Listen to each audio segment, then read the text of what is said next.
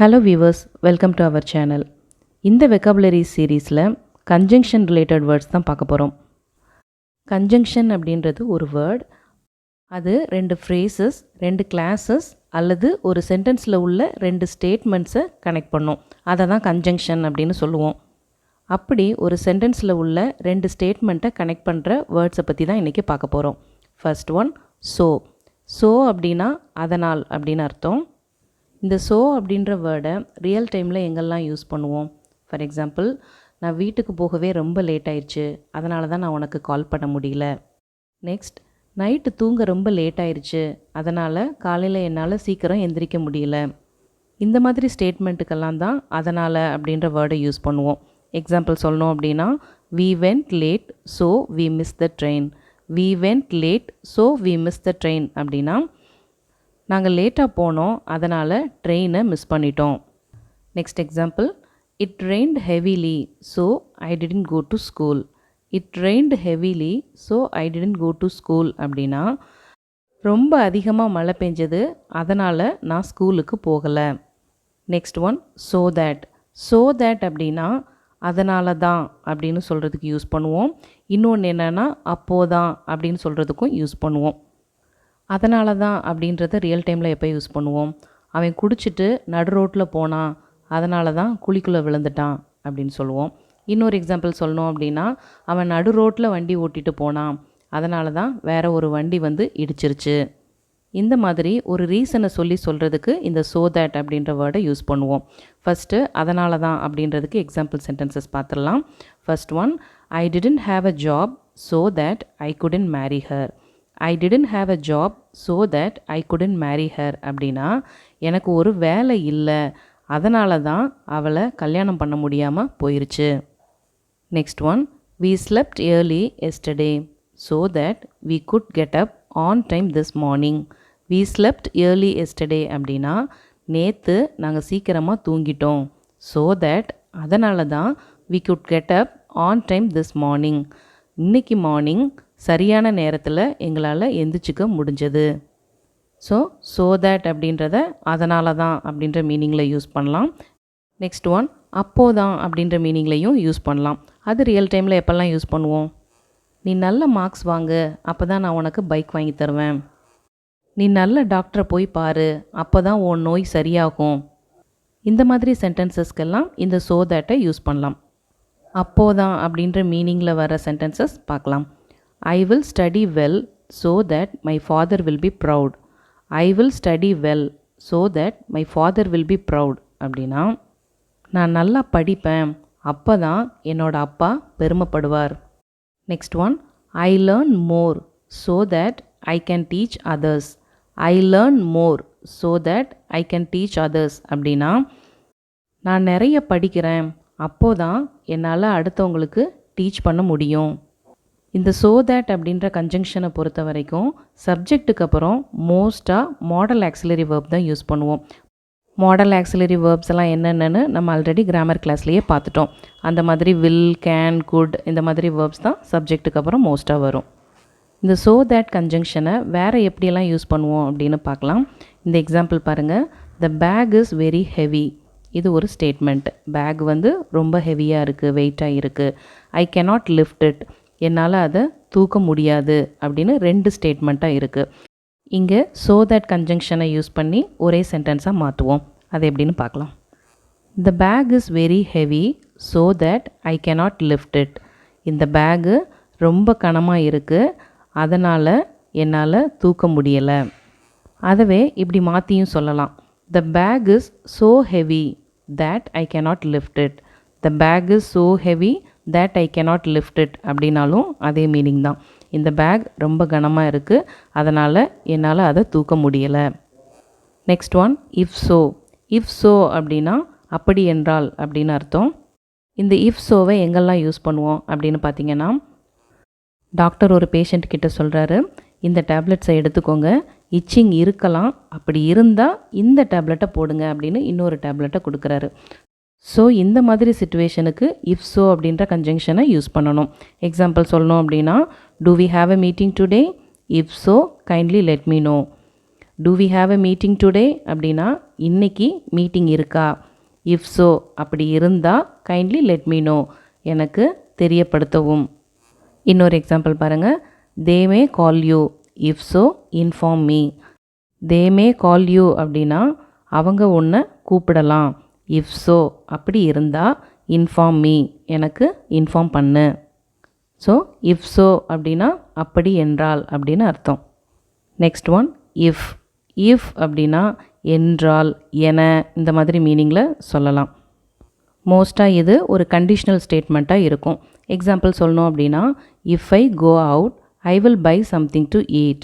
if I go out அப்படின்னா நான் வெளியில் போனால் I will buy something to eat, சாப்பிட்றதுக்கு ஏதாவது வாங்கிட்டு வருவேன். Next one if it doesn't rain we will go out. if it doesn't rain we will go out அப்படின்னா மழை பெய்யலைன்னா நாம் வெளியில் போவோம். ஸோ if அப்படின்னா என்றால் அல்லது என அப்படின்னு அர்த்தம். Next one R. ஆர் அப்படின்னா அல்லது அப்படின்னு அர்த்தம். இந்த ஆரை எப்போ யூஸ் பண்ணுவோம் அப்படின்னா நீங்கள் என்ன கூப்பிட்டீங்களா இல்லை அவனை கூப்பிட்டீங்களா, இந்த புக்கா அல்லது அந்த புக்கா அப்படின்னு கேட்போம்ல, அந்த சாய்ஸ் வச்சு கேட்கும்போது இந்த ஆர் அப்படிங்கிற கன்ஜங்ஷனை யூஸ் பண்ணுவோம்.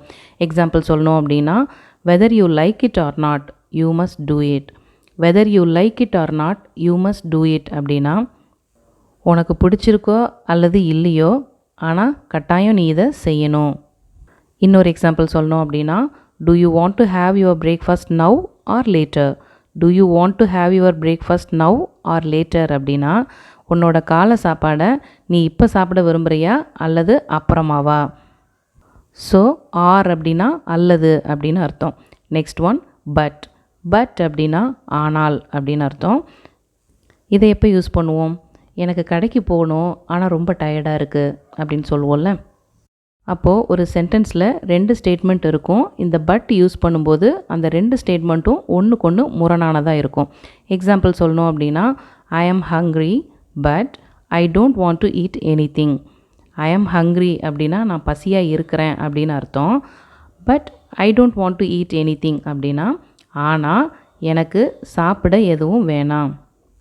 பசியாக இருந்தால் சாப்பிட்றதுக்கு ஏதாவது கேட்போம், ஆனால் இங்கே எனக்கு வேண்டாம் அப்படின்னு இருக்குது. அப்போது ஐ ஆம் ஹங்க்ரி அப்படின்ற ஸ்டேட்மெண்ட்டுக்கும் but I don't want to eat anything அப்படின்ற ஸ்டேட்மெண்ட்டும் ஒன்றுக்கு ஒன்று கான்ட்ரடிக்ட் ஆகுது.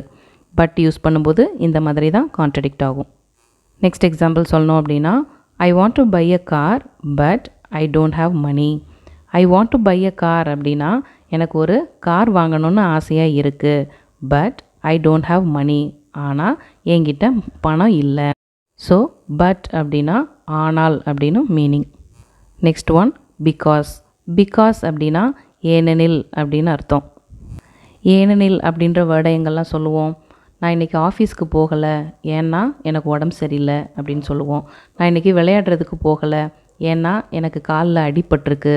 அந்த மாதிரி சிச்சுவேஷனுக்கெல்லாம் இந்த பிகாஸ் அப்படின்ற கன்ஜங்ஷனை யூஸ் பண்ணுவோம். எக்ஸாம்பிள் சொல்லணும் அப்படின்னா the school declared a holiday because of heavy rain. The school declared a holiday because of heavy rain அப்படின்னா அதிக மழையினால் ஸ்கூல் லீவ் விட்டுட்டாங்க. இன்னொரு எக்ஸாம்பிள் பாருங்கள். I fainted because I didn't eat anything since morning. I fainted அப்படின்னா நான் மயக்கம் போட்டுட்டேன். பிகாஸ் ஏன்னா I didn't eat anything since morning ஏன்னா காலையிலிருந்து நான் எதுவுமே சாப்பிடலை. I fainted because I didn't eat anything since morning. Next one when. When அப்படின்னா போது அல்லது பொழுது அப்படின்ற மீனிங்கில் வரும். நார்மலாக வென் அப்படின்னு கொஸ்டின் கேட்கும்போது எப்போது அப்படின்ற மீனிங்கில் சொல்லுவோம். பட் இது கன்ஜங்ஷனாக யூஸ் பண்ணும்போது போது அல்லது பொழுது அப்படின்ற மீனிங்கில் சொல்லுவோம். எக்ஸாம்பிள் பாருங்கள். My kids were sleeping when I went home. My kids were sleeping when I went home அப்படின்னா நான் வீட்டுக்கு போனப்போ, வென் ஐ வெண்ட் ஹோம் அப்படின்னா நான் வீட்டுக்கு போன போது அல்லது வீட்டுக்கு போன பொழுது மை கிட்ஸ் வேர் ஸ்லீப்பிங் என்னோட குழந்தைங்க தூங்கிக்கிட்டு இருந்தாங்க. இன்னொரு எக்ஸாம்பிள் சொல்லணும் அப்படின்னா ஐ was driving my car when you call me. I was driving my car when you call me அப்படின்னா வென் யூ கால் மீனா என்ன? நீ என்ன கூப்பிட்டப்போ, கூப்பிட்ட பொழுது அல்லது கூப்பிட்ட போது. ஐ வாஸ் டிரைவிங் மை கார் நான் என்னோட காரை டிரைவ் பண்ணிக்கிட்டு இருந்தேன். இந்த வென் யூஸ் பண்ணும்போது பார்த்திங்கன்னா மோஸ்ட்டாக ஒரு கண்டினியூஸ் ஃபார்ம் இருக்கும். இந்த வென் இருக்கிற சென்டென்ஸில் சிம்பிள் பாஸ்ட் இருக்கும். Next one while. ஒயில் அப்படின்னாலும் போது அல்லது பொழுது அப்படின்ற மீனிங் தான். It is same as when, but ஒரு சின்ன டிஃப்ரென்ஸ் இருக்கும். வெனில் சொன்ன அதே 2 எக்ஸாம்பிள் எடுத்துக்குவோம். First one, my kids were sleeping when I went home. நான் வீட்டுக்கு போனப்போ என்னோடய குழந்தைங்க தூங்கிக்கிட்டு இருந்தாங்க அப்படின்னு வென்னுக்கு பார்த்தோம். இதுவே ஒயில் யூஸ் பண்ணும்போது என்ன பண்ணுவோம் அப்படின்னா ஐ வென்ட் ஹோம், அதாவது வென்னுக்கு அப்புறம் உள்ள ஐ வென்ட் ஹோமை நம்ம ஃபஸ்ட்டு போட்டுட்டோம். அதுக்கப்புறம் while my kids were sleeping அப்படின்னா என் குழந்தைங்க தூங்கிக்கிட்டு இருந்த போது, அதுதான் ஒயில். போது அப்படின்னா ஐ வென்ட் ஹோம் அப்படின்னா நான் வீட்டுக்கு போனேன். அப்போது இங்கே என்ன சொல்கிறோம், ஒயில வந்து கண்டினியூஸ் ஃபார்ம்லையும் அந்த ஃபஸ்ட்டு ஸ்டேட்மெண்ட்டை வந்து சிம்பிள் பாஸ்ட்டாகவும் மாற்றிட்டோம். இதுதான் அந்த வென்னுக்கும் ஒயிலுக்கும் உள்ள டிஃப்ரென்ஸ். நெக்ஸ்ட் எக்ஸாம்பிளில் என்ன பார்த்தோம், ஐ was driving my car when you call me. நீ என்னை கூப்பிட்டப்போ நான் என்னோடய காரை ட்ரைவ் பண்ணிக்கிட்டு இருந்தேன் அப்படின்னு பார்த்தோம். இப்போ ஒயில் யூஸ் பண்ணி எப்படி எழுதலாம், you call me while I was driving my car. நான் என்னோடய காரை ட்ரைவ் பண்ணிக்கிட்டு இருந்தப்போ நீ என்னை கூப்பிட்ட. நெக்ஸ்ட் ஒன், நெய்தர் நார். இதோட மீனிங் என்ன அப்படின்னா அதுவும் இல்லை இதுவும் இல்லை. இந்த நெய்தர் நாரை எங்கெல்லாம் யூஸ் பண்ணுவோம் அப்படின்னு பார்த்தீங்கன்னா, ஒரு டீச்சர் இருக்காங்க, அவங்களுக்கு படிக்கிற ஸ்டூடெண்ட்டையும் பிடிக்காது, படிக்காத ஸ்டூடெண்ட்டையும் பிடிக்காது. இன்னொரு எக்ஸாம்பிள் சொல்லணும் அப்படின்னா, என் அப்பாவுக்கு என்னையும் பிடிக்காது, என் தங்கச்சியும் பிடிக்காது. இந்த மாதிரி 2 ஸ்டேட்மெண்ட்டையுமே நெகட்டிவாக சொல்கிறதுக்கு இந்த நெய்தர் நாரை யூஸ் பண்ணுவோம். எக்ஸாம்பிள் பார்க்கலாம். He can neither walk nor talk. He can neither walk nor talk அப்படின்னா அவனால் நடக்கவும் முடியாது, பேசவும் முடியாது. இன்னொரு எக்ஸாம்பிள் சொல்லணும் அப்படின்னா, I neither like Albert nor Martin. எனக்கு ஆல்பர்ட்டையும் பிடிக்காது, மார்டினையும் பிடிக்காது.